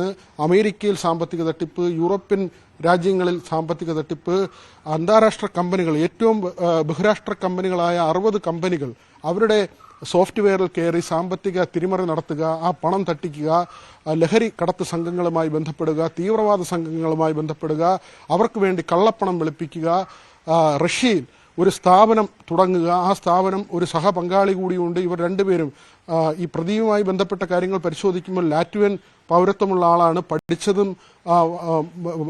കൗമാരകാലവും എല്ലാം തന്നെ റഷ്യയിലായിരുന്നു. അവിടെ ഒരു ഒരു ഒരു ഒരു സ്ഥാപനം ആദ്യം തുടങ്ങുന്നു, ഒരു പങ്കാളി വരുന്നു. ആ തരത്തിൽ മോസ്കോയിൽ പ്രവർത്തിക്കുന്ന ഒരു സ്ഥാപനം അത് അമേരിക്കയിൽ തട്ടിപ്പ് നടത്തുമ്പോൾ അതിന്റെ ഗൗരവം മറ്റൊരു തലത്തിലേക്ക് മാറുകയാണ്. അവിടെയാണ് ചില വിവരങ്ങൾ നമുക്ക് പോലീസിൽ നിന്ന് ലഭിക്കുന്നത്. അമേരിക്കയിൽ ഭരണം, അതിന്റെ അധികാരം മാറുകയും ഈ തട്ടിപ്പുമായി ബന്ധപ്പെട്ട കൂടുതൽ കാര്യങ്ങൾ പരിശോധിക്കുകയും പ്രതിയുടെ ഭാര്യ നടത്തിയ യാത്രകൾ കൃത്യമായി പരിശോധിക്കുകയും അവർ ഇന്ത്യയിലേക്ക് എത്തുന്നു, കേരളത്തിലേക്ക് എത്തുന്നു. ആ ഒരു യാത്രയുടെ വിവരങ്ങൾ ശേഖരിച്ചുകൊണ്ടാണ് പ്രതിയിലേക്ക് എത്താൻ ഇന്റർപോളിന് കഴിയുന്നത്. അതിനുശേഷം CBIയുടെ സഹായം തേടുന്നു. ഇങ്ങനെ കുറ്റവാളികളെ വെച്ചു മാറുന്നതിനുള്ള കരാർ നേരത്തെ തന്നെ ഉള്ളതാണ്. അതിന്റെ അടിസ്ഥാനത്തിലാണ് പട്യാല കോടതിയിൽ ഇപ്പോൾ ഹാജരാക്കിയെങ്കിലും തുടർന്നുള്ള അന്വേഷണത്തിന് ഇന്റർപോളിന് ഈ കുറ്റവാളിയെ വിട്ടുകൊടുത്തുകൊണ്ടുള്ള നടപടിയും ഇന്ത്യയുടെ ഭാഗത്തു നിന്നുണ്ടാകും. ആര്യ, തീർച്ചയായും VV വിനോദാണ് വിവരങ്ങൾ നൽകിയത്. എന്തായാലും ഇന്റർപോൾ അന്വേഷിക്കുന്ന ക്രിപ്റ്റോ കറൻസിയുടെ മറവിൽ 1.5 ലക്ഷം കോടി രൂപയുടെ തട്ടിപ്പ് നടത്തിയ അലക്സേജ് എന്ന റഷ്യൻ പൗരൻ വർക്കലയിൽ കഴിഞ്ഞിരുന്നത് ഇപ്പോൾ VV വിനോദ് കാട്ടിത്തന്ന സോയ വില്ല എന്ന ഹോം സ്റ്റേയിലാണ്. വളരെ സാധാരണമായ ഒരു ജീവിതം നയിച്ചുകൊണ്ട് ഇത്രയും കാലം ഈ അലക്സേജ് ഇവിടെ ഒളിവിൽ കഴിയുകയായിരുന്നു, വളരെ തന്ത്രപരമായി. മറ്റൊരു വാർത്തയിലേക്ക് കടന്നാൽ കണ്ണൂരിൽ ക്ഷേത്രോത്സവത്തിൽ രാഷ്ട്രീയ ഇടപെടൽ. ഉത്സവത്തിനിടെ രാഷ്ട്രീയ പ്രചാരണവുമായി CPM-ഉം RSS-ഉം. കണ്ണൂർ കതിരൂർ പുല്ലിയോട് ശ്രീകുറുമ്പ ക്ഷേത്രത്തിലാണ് സംഭവം. രാഷ്ട്രീയ ചിഹ്നങ്ങളുമായി ആയിരുന്നു ഇരുവിഭാഗങ്ങളുടെയും കലശം വരവ്.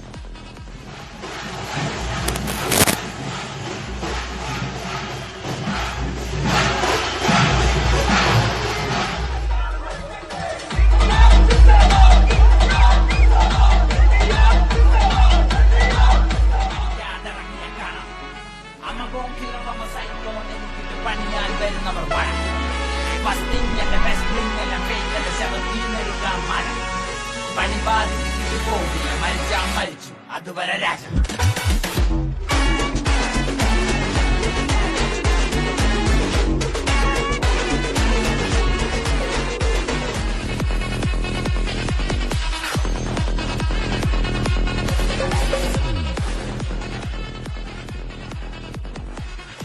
സമൂഹ മാധ്യമങ്ങളിലും ഇരുവിഭാഗങ്ങളും പ്രകോപനപരമായ പോസ്റ്റുകൾ ഇടുന്നുണ്ട്. സുമേഷ് പൊറാഴ നമുക്കൊപ്പം ചേരുകയാണ് കൂടുതൽ വിവരങ്ങളുമായി. സുമേഷ്, ഈ ദൃശ്യങ്ങളിൽ കാണുമ്പോൾ ഇതൊരു ക്ഷേത്രത്തിലെ ഉത്സവമാണെന്ന് നമുക്ക് തോന്നുകയില്ല.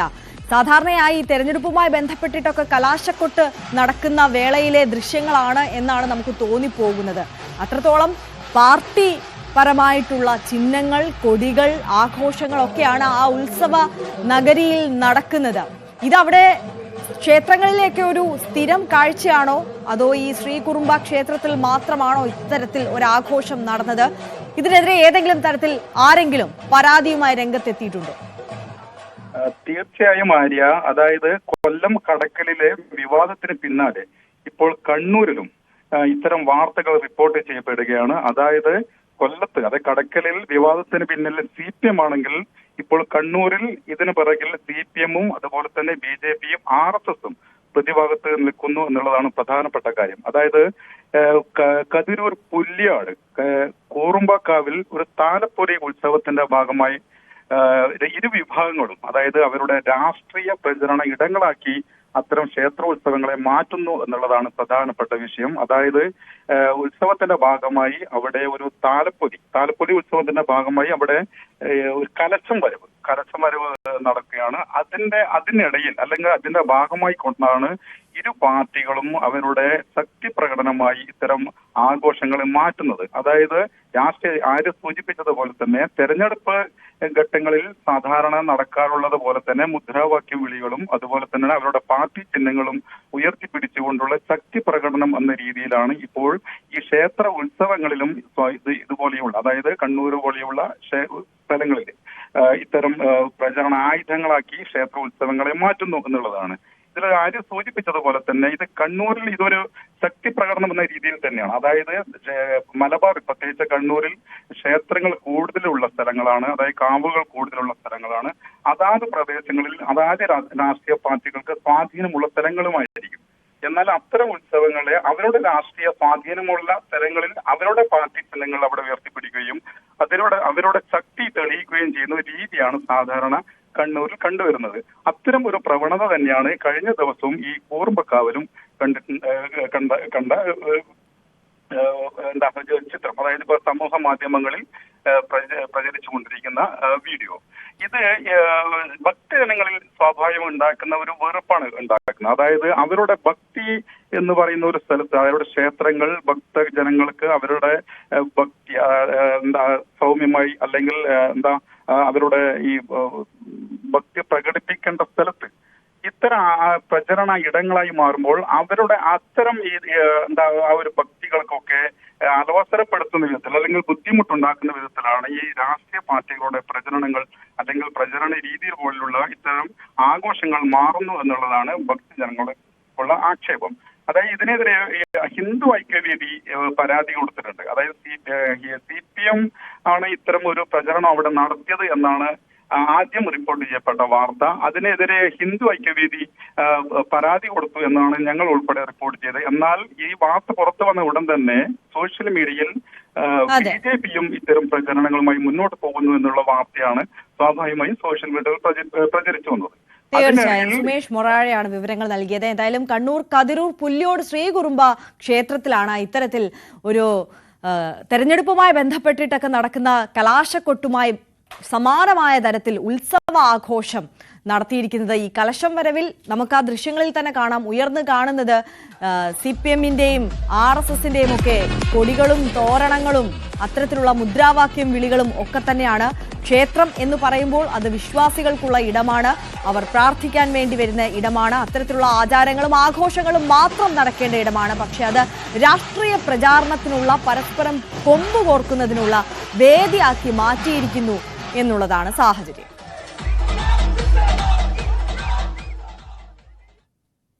പാലക്കാട് ലോഡ്ജ് കേന്ദ്രീകരിച്ച് നടത്തിയിരുന്ന അനാശാസ്യ കേന്ദ്രത്തിൽ റെയ്ഡ്.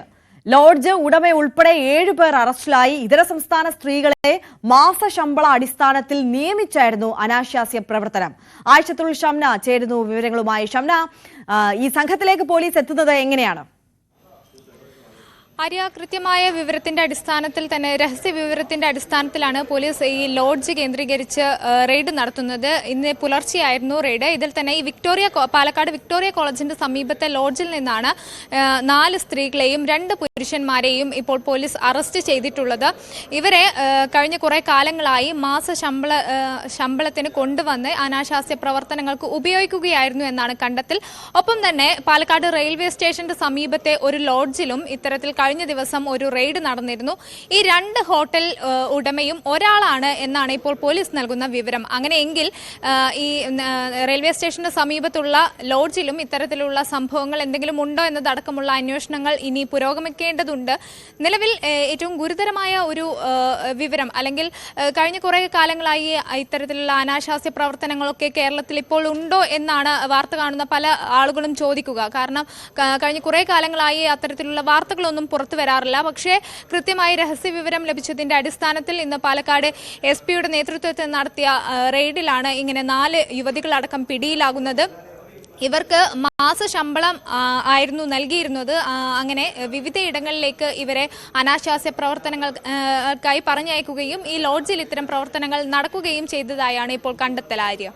ശരി, ആയിഷത്തുൽ ഷംനയാണ് വിശദാംശങ്ങൾ നൽകിയത്.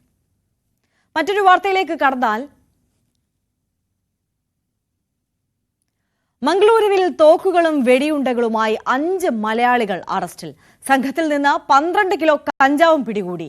സിറ്റി പോലീസ് കമ്മീഷണർ അനുപം അഗർവാളിന്റെ നേതൃത്വത്തിൽ നടന്ന ಪರಿಶೋಧನೆയിലാണ് പ്രതികൾ പിടിയിലായത്. 3 ಗಾಡಿಗಳನ್ನು ವಶಪಡಿಸಿಕೊಂಡಿದ್ದಾರೆ. ಒಟ್ಟಾರೆ ಸುಮಾರು 40 ಲಕ್ಷ ಬೆಲೆದು ವೆಪನ್ಸ್, ಗಾಂಜಾ ಮತ್ತು ಕಾರ್ ಸೀಜ್ ಮಾಡಿದ್ದಾರೆ. 3 ಪ್ರಕರಣಗಳು ಪ್ರತ್ಯೇಕವಾಗಿ ಬೇರೆ ಬೇರೆ ಸ್ಟೇಷನ್ನಲ್ಲಿ ದಾಖಲಾಗಿದೆ. കെ വി ബൈജു കൂടുതൽ വിവരങ്ങളുമായി ചേരുകയാണ്. ബൈജു, തോക്കുകളും വെടിയുണ്ടകളും അതോടൊപ്പം തന്നെ കഞ്ചാവും ഒക്കെ ഈ സംഘത്തിന്റെ കയ്യിൽ നിന്ന് പിടിച്ചെടുത്തിട്ടുണ്ട്. സംഭവം മംഗളൂരുവിലാണ് എങ്കിൽ പോലും ഇത് കേരളവുമായി ഈ സംഘത്തിന് എന്തെങ്കിലും ബന്ധമുണ്ട് എന്ന് പോലീസ് അനുമാനിക്കുന്നുണ്ടോ? അത്തരത്തിൽ ഒരു വിൽപ്പനയോ ഇടപാടുകളോ ഇവർ നടത്തിയിരുന്നുണ്ടോ?